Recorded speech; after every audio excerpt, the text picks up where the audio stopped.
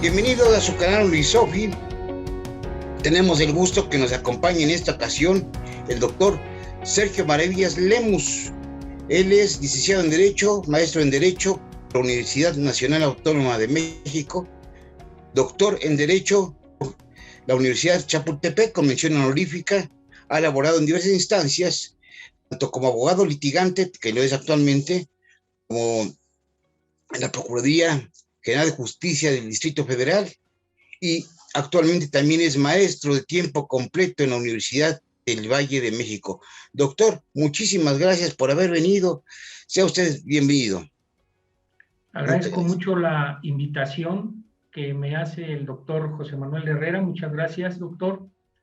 Y a este canal Unisofi Online por la oportunidad de dirigirme a ustedes sobre temas de relevancia en los temas jurídicos, en los aspectos relevantes para la sociedad.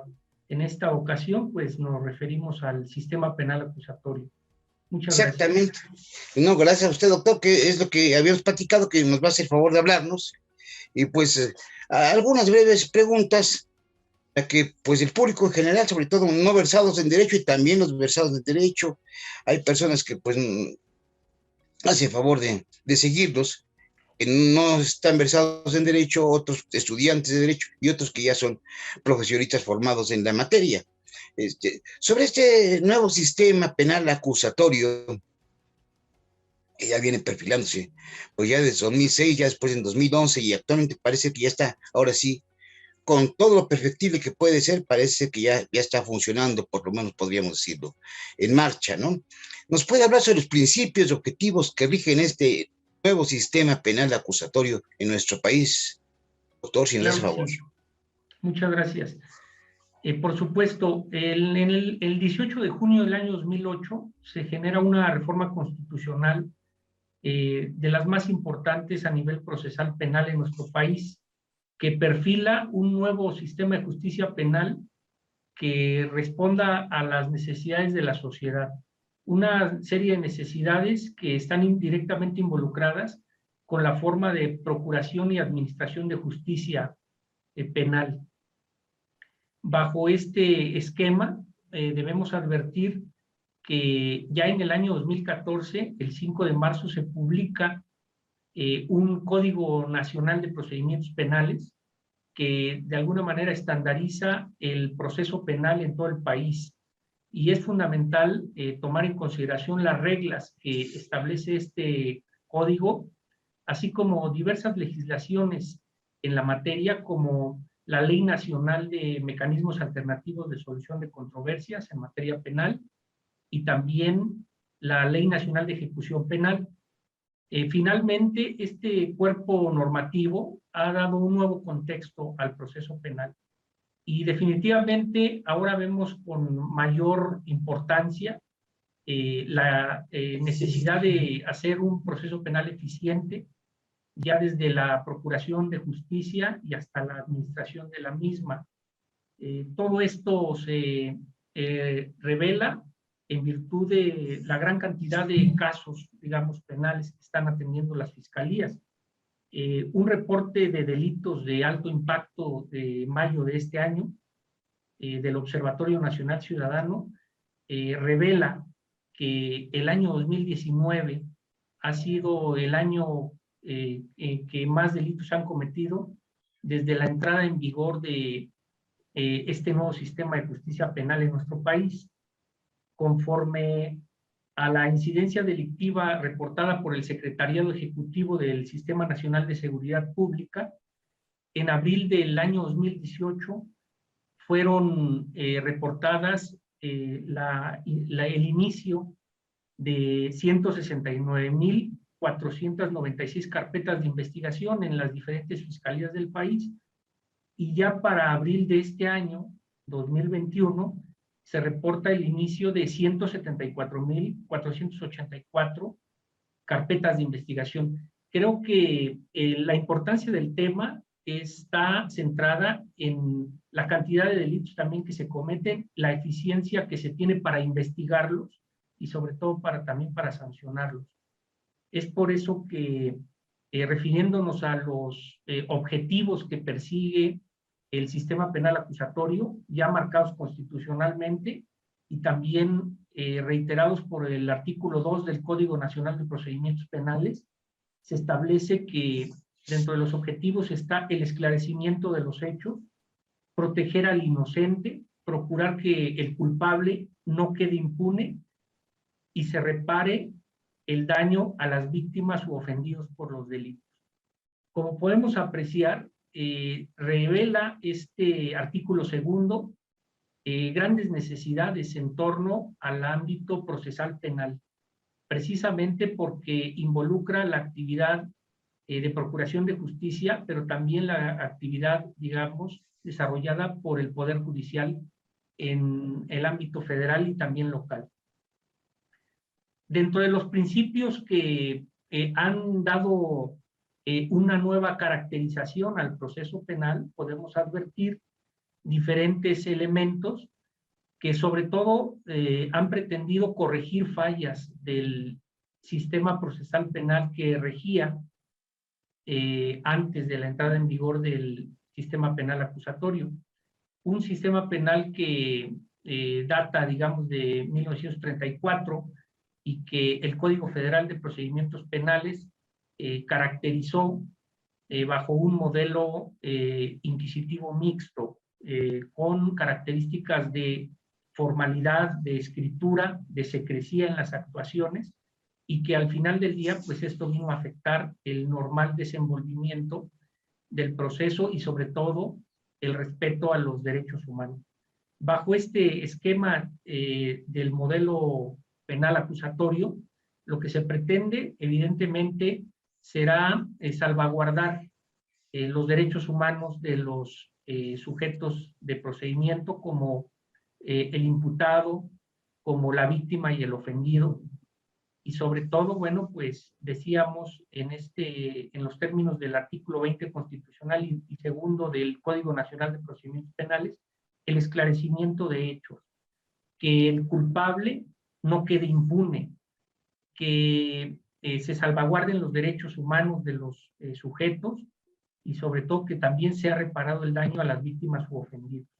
Estos principios se establecen ya en el artículo 20 constitucional apartado A y también en los artículos 5º a 14º del Código Nacional de Procedimientos Penales, según los cuales el sistema penal en México debe tener características de publicidad, es decir, tener una justicia penal de cara a la sociedad, que no existan elementos tal vez de secrecía que pudieran prestarse a malas interpretaciones en las determinaciones que llevan a cabo los jueces en las audiencias, el principio de contradicción para que las partes tengan efectivamente un verdadero debate procesal, ¿no? Que durante un esquema inquisitivo mixto que vivíamos, pues en realidad el debate no existía como tal, puesto que las actuaciones ministeriales tenían un gran valor ya a nivel de la judicialización, digámoslo así. La continuidad para que las audiencias se lleven a cabo con la mayor eficiencia posible, sin entorpecimientos de alguna manera injustificados. La concentración procesal para que las audiencias se lleven a cabo en un solo día de manera preferente, o bien de manera consecutiva, en días consecutivos, cuando hubiera la necesidad de que esas audiencias se tuvieran que suspender bajo las estrictas condiciones que establece el propio Código Nacional de Procedimientos Penales. El principio de inmediación para que los jueces estén presentes. Recordemos que bajo un sistema inquisitivo mixto que vivimos antes de la entrada en vigor de este nuevo esquema procesal, los jueces pues escuchaban simplemente a sus subordinados para acordar los asuntos, pero no habían apreciado de primera mano lo que había declarado el testigo, lo que había manifestado el indiciado, etcétera. Entonces, finalmente ahora lo que se pretende es que el juez esté presente porque será quien resuelva la controversia en última instancia. La igualdad también ante la ley y la igualdad procesal involucra la necesidad de que las partes tengan los mismos derechos y obligaciones procesales, que no exista como tal una tendencia por parte de las autoridades encargadas de la Procuración y Administración de Justicia Penal a favor de alguna de ellas. El juicio previo y debido proceso también se contempla como un principio rector de este sistema penal acusatorio, con la finalidad de que se sigan todas las formalidades esenciales que plantea tanto la Constitución como el propio Código Nacional de Procedimientos Penales.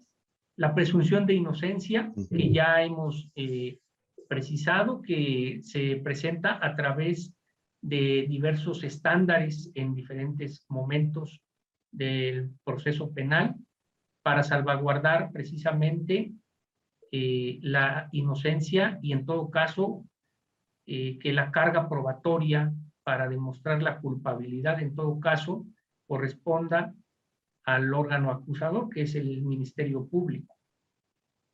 Y finalmente la prohibición de doble enjuiciamiento por los hechos, que ya es una garantía que se establecía en la propia Constitución y que replica también el Código Nacional de Procedimientos Penales. En términos generales, podemos advertir que las nuevas características del proceso penal en México a partir de la reforma constitucional del año 2008 han dado nuevas herramientas para el ejercicio profesional y para el ámbito, digamos, de los resultados que la sociedad espera de este proceso. Doctor, muchas gracias. Gracias. Es algo realmente novedoso.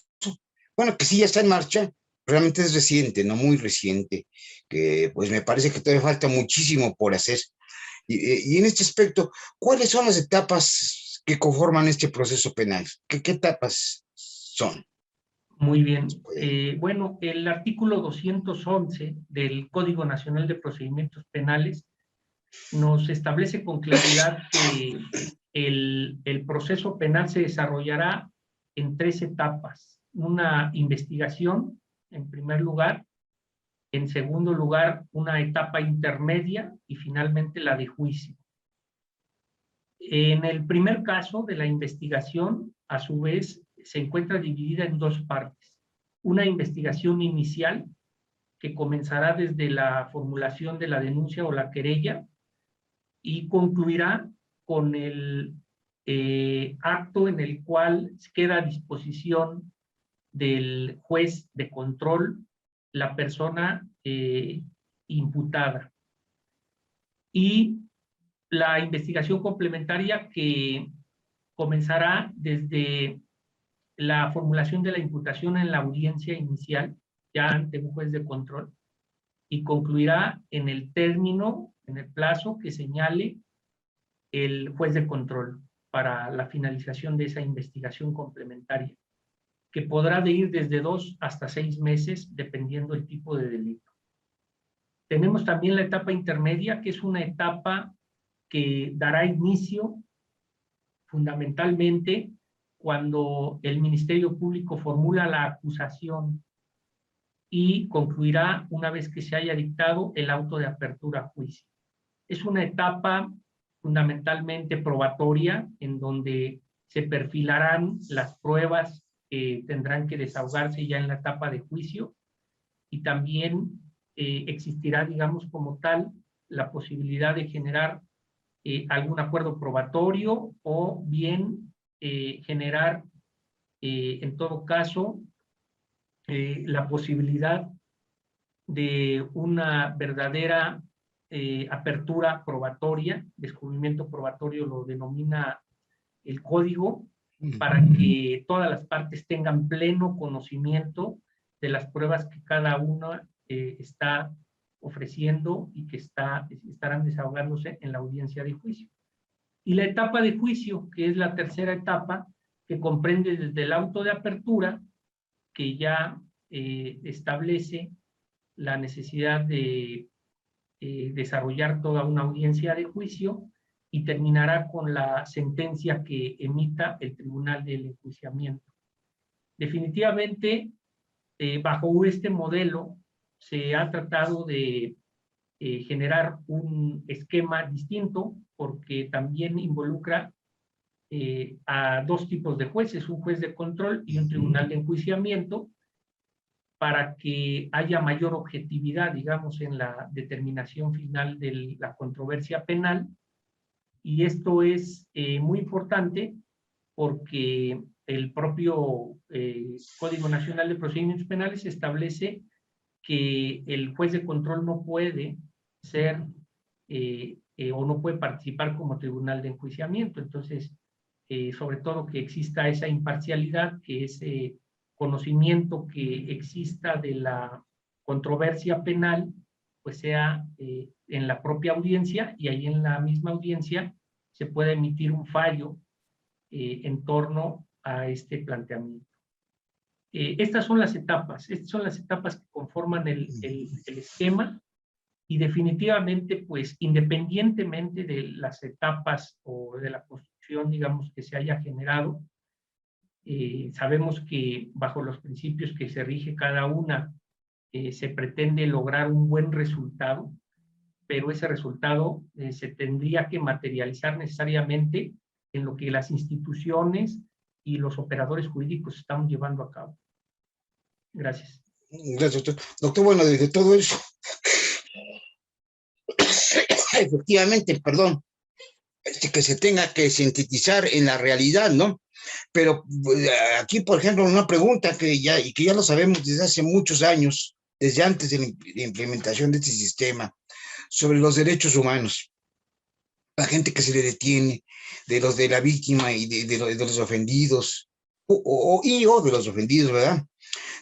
Principalmente durante la investigación inicial por parte de la institución del Ministerio Público, ¿son respetados los derechos humanos, doctor?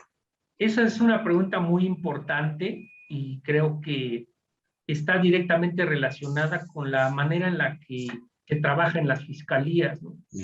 Porque en la medida en que las fiscalías cuentan con personal capacitado en torno a los derechos humanos, y que van modificando de alguna manera este esquema de trabajo, en esa misma medida creo que el trabajo relacionado con el respeto a los derechos humanos debe de irse perfilando a favor de esa protección y ese respeto. Este trabajo evidentemente incluye lo que hace el Ministerio Público, pero también lo que hace la policía. Y hablamos de las policías en los términos del artículo 21 constitucional, no solo la policía ministerial o la policía de investigación, sino cualquier policía. Hemos visto muchos casos, por ejemplo, de detenciones arbitrarias, ¿no? En los medios de comunicación se conocen. También de excesos en la investigación propiamente por parte del Ministerio Público.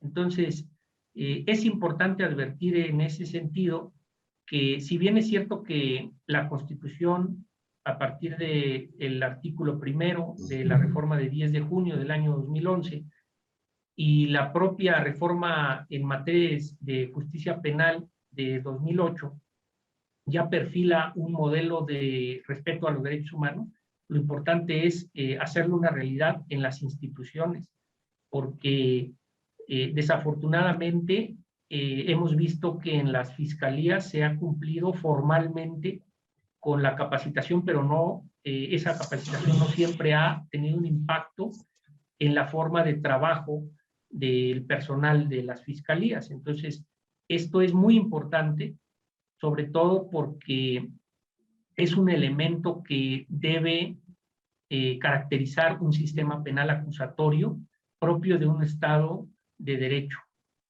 Entonces, Definitivamente creo que hay un tema de capacitación, sí es cierto, pero también hay un tema de cambio de cultura, ¿no? Se plantea un cambio cultural en torno al nuevo sistema de justicia penal, y el cambio cultural no es exclusivo de las instituciones, también es de la sociedad, de los operadores jurídicos, de los defensores privados. Debemos de abordar este tema con la mayor seriedad para lograr que ese impacto, esas nuevas reglas, esos principios que caracterizan al nuevo esquema, sean verdaderamente respetuosos y salvaguarden la dignidad de las personas, respetando los derechos humanos. Entonces, definitivamente creo que falta mucho camino por recorrer. Las fiscalías tienen que trabajar mucho al respecto. No solo decíamos en la capacitación, sino en la manera en la que se hacen las cosas.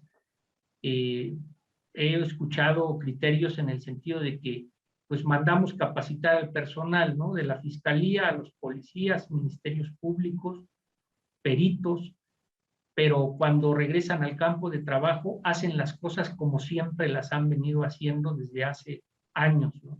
Entonces, el cambio no es legislativo exclusivamente, es un cambio de práctica, es un cambio cultural que debe impactar, y ese es el trabajo, ¿no? Más fuerte que hemos identificado, y desde la misma formación de los abogados, lo vemos en las universidades, se requiere indispensablemente un cambio, digamos, en la formación, definitivamente creo que lo más importante, porque ninguna reforma legislativa ha modificado una realidad después. Esto es algo claro. Ahora también vemos que efectivamente falta mucho por hacer, pero también están muy sobrecargados, más en la época actual. Se observa, y no solo los juristas, la sociedad en general observa que cada vez se incrementan más los delitos, cada vez se incrementa más la problemática. Entonces, esto se va alejando de los objetivos del propio sistema penal acusatorio, ¿no? De procurar que el culpable no quede impune, de proteger al inocente. ¿Por qué? Pues porque ya están saturadísimos, muy saturadas, tanto a nivel federal como a nivel del fuero común.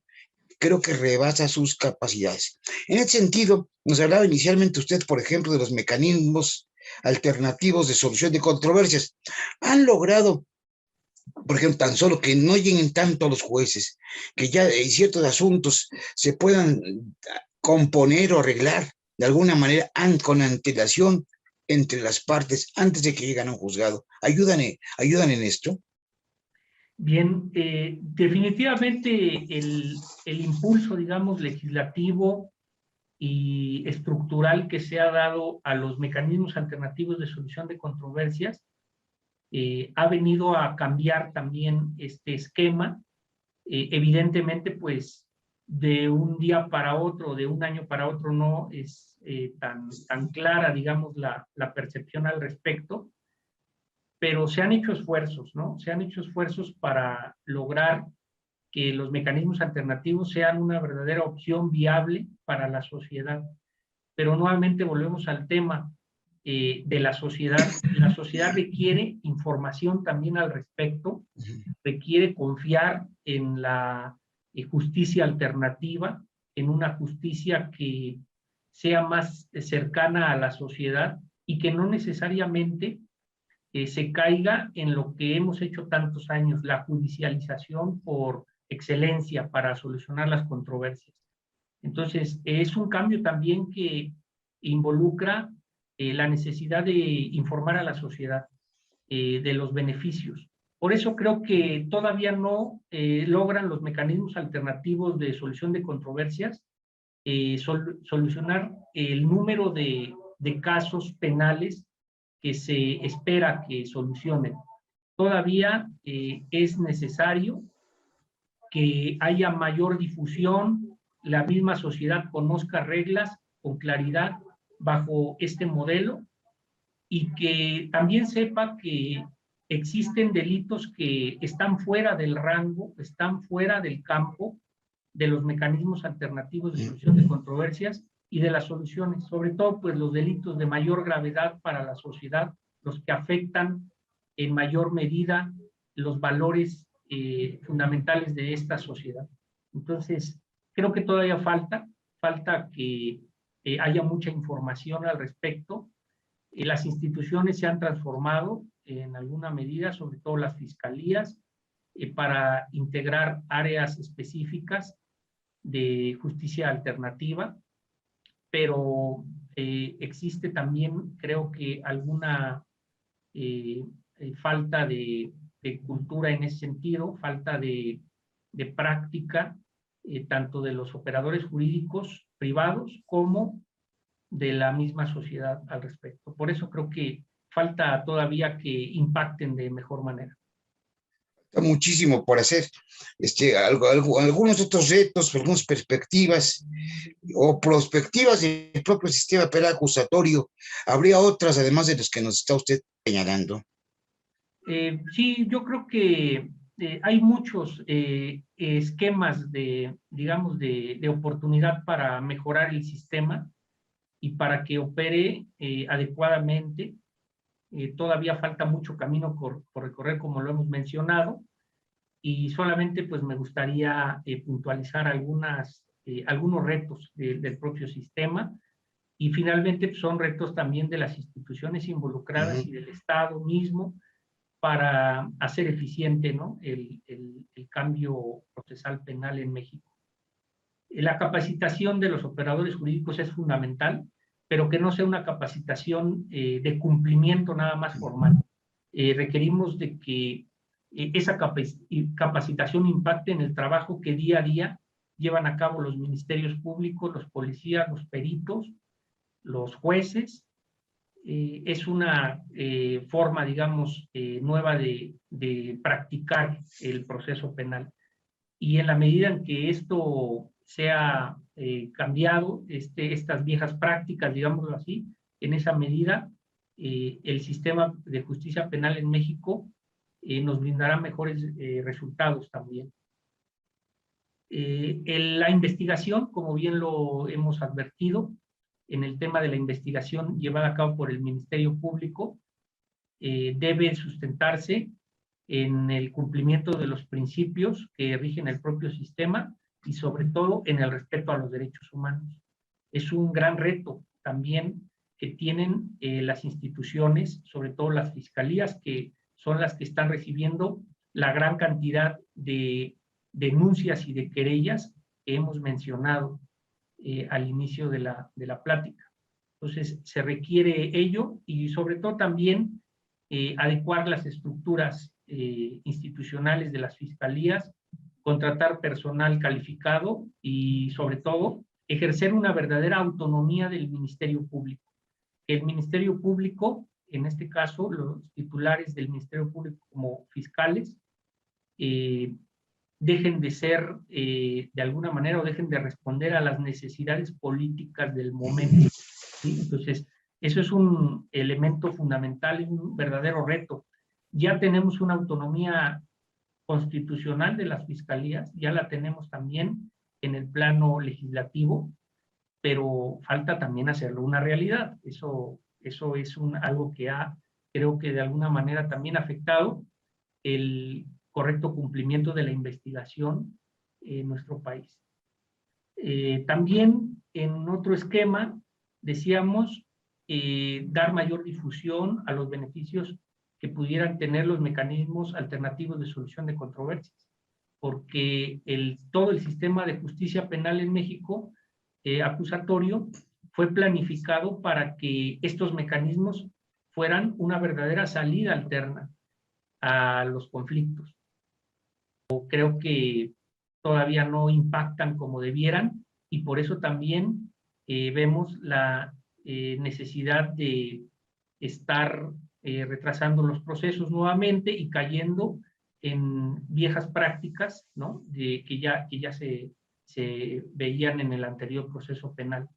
Y bueno, por último, un reto también es el uso eficiente de las tecnologías de la información y de la comunicación en el sistema de procuración y de administración de justicia penal. Y ahora lo vimos con el tema de la pandemia, mayores necesidades y mayor entorpecimiento en el trámite de las investigaciones y de los procesos penales, precisamente porque la infraestructura no se tiene para incorporar debidamente las tecnologías de la información y la comunicación y hacer eficiente el proceso penal en todas sus etapas.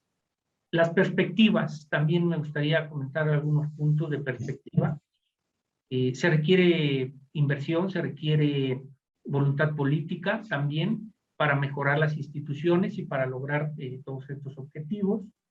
Y solamente creo que si la sociedad está enterada, está informada, está relacionada con la justicia penal, creo que tendría un mejor resultado todo este nuevo esquema. Gracias. No solo cuestión de gobierno. El gobierno tiene que meter, pues ahora sí que como usted lo está platicando, dinero, falta compromiso, realmente mucho compromiso falta, pero también de la sociedad, ¿no? Si la sociedad no tiene compromiso y no desde, incluso los derechos humanos, por ejemplo, hablando de derechos humanos que desde la casa se deben de empezar a promover, pues es difícil que se avance, es difícil que tengamos con mayor rapidez un mejor país, porque que funcione este sistema querrá decir también que tenemos ya un mejor país, un poquito más avanzado en todo. ¿Y cuáles son, a manera de conclusión, qué nos puede señalar, doctor, por favor, pues para el público en general? Muchísimas gracias. Sí. Pues no podemos negar las ventajas que desde el punto de vista jurídico nos puede proporcionar el sistema penal acusatorio. Son diversas, entre otras ya las que hemos mencionado. Se han incorporado elementos de respeto a los derechos humanos, se ha reconocido la importancia procesal de las víctimas u ofendidos, se ha también reconocido la necesidad de esclarecimiento de hechos, de que los culpables no queden impunes, que se respete en todo caso a los inocentes, y definitivamente solamente podemos llegar a ello en la medida en que institucionalmente y como sociedad tengamos un conocimiento claro.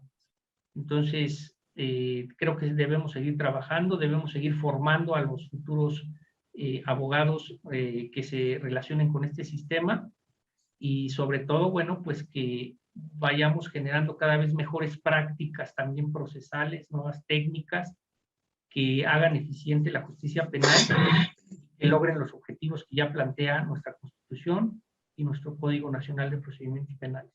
Creo que eso sería básicamente lo que puedo concluir. Muchas gracias. No, gracias, doctor, gracias. Y bueno, esta es una plática inicial, ¿verdad? Ojalá que podamos reunirnos otras ocasiones, porque esto es un mundo, es todo un mundo aparte. Las personas muchas veces lo desconocen, mucha gente ya ve que dice, no, que por qué dejaron a estos delincuentes sueltos, que qué pasó, pero todo tiene su motivo. Es una técnica nueva, bueno, es realmente una técnica científica, este nuevo proceso penal. Muchas gracias, doctor, y pues quedamos a sus órdenes. Si alguna persona tratara de contactar con usted para dudas y eso, pues si usted lo considera oportuno, más tarde nos puede comentar, podríamos dejar su correo abajo si algún tipo de consulta de índole jurídico o Claro que sí, con gusto. O también de otros. Pues muchas gracias, doctor. No, gracias y nos veremos otras ocasiones, doctor. Realmente fue muy interesante, muy ilustrativo y importantísimo que la gente conozca estos temas, porque realmente a veces la cuestión es que hay mucho desconocimiento, mucho desconocimiento. Muchas gracias, doctor. Gracias a todos. Gracias por escucharnos. Como sabemos, este canal es un canal no lucrativo, no lucra, es un canal cultural. Y pues por favor, suscríbanse, den la campanita si lo creen conveniente y si no, pues la suscripción nos vendría muy bien, no nos vendría nada mal. Muchas gracias. Gracias.